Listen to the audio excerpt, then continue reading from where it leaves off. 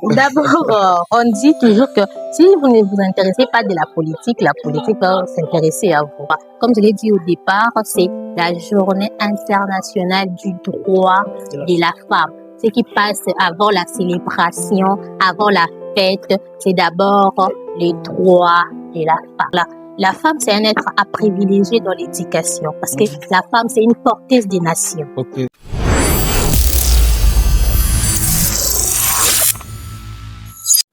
Bonjour, bonsoir, de partout où vous êtes. Nous sommes sur PJMA TV et à la découverte, c'est de là que nous découvrons beaucoup de choses. Et aujourd'hui, je ne suis pas seul, je suis accompagné de notre directeur DGA, Jérémy Elinga, et avec notre intervenante aujourd'hui.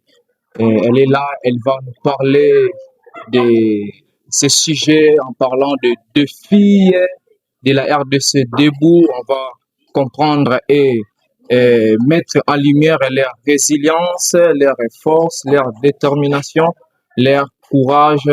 Et c'est aujourd'hui qu'on va les découvrir. Bonjour, notre intervenante. Bonjour. Comment vous allez? Je vais bien, merci.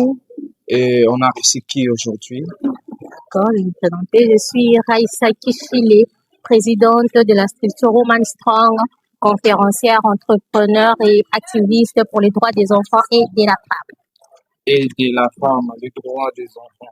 Et aujourd'hui, on va parler d'un sujet très important, c'est de découvrir, soit de connaître quelque chose concernant des filles de la RDC debout.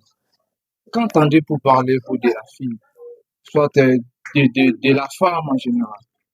Que la femme en soi, c'est un être que Dieu a mis en elle, et quoi, la multipotentialité. La femme par rapport à l'homme, je ne compare pas, on va faire ça. La femme par rapport à l'homme, c'est un être multipotentiel. Elle a la multipotentialité parce que la femme en soi, elle peut gérer une maison, elle peut aussi aller au travail et elle peut porter un enfant.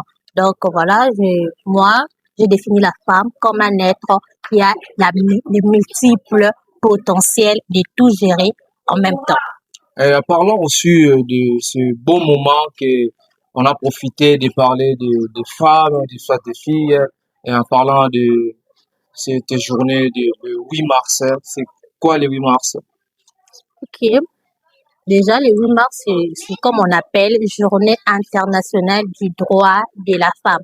Le 8 mars, c'est une journée où la femme doit reconnaître ses droits. La femme doit reconnaître sa résilience. La femme doit reconnaître qui elle est. C'est loin d'être une célébration. S'il y a quelque chose à célébrer le 8 mars, ce serait tout ce qu'on a vaincu, tout ce qu'on a pu connaître en tant que femme et tout ce que nos victoires, voilà, si je peux dire ça, nos victoires. La chose à célébrer, le 8 mars, c'est ça. Le 8 mars, c'est une journée au-delà des pagnes, au-delà des sorties inutiles que d'autres femmes font. C'est une journée qui doit nous mettre en réflexion de qui on est et de notre apport dans la société.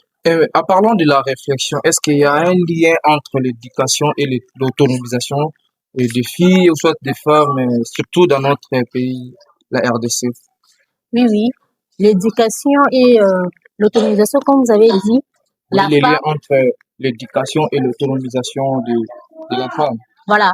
La femme doit être éduquée tout d'abord pour devenir autonome. Elle doit aller à l'école. Elle doit être éduquée pour avoir confiance en elle parce que la confiance en elle s'est bâtie. La personne qui n'a pas confiance en elle ne sera pas autonome.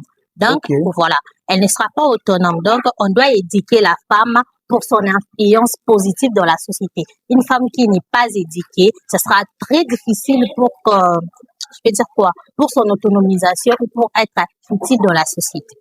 Est-ce qu'il y a aussi des obstacles qui peuvent empêcher les filles de poursuivre leurs études, soit de s'engager dans la société? Il y a des obstacles? Oui, oui, oui, oui.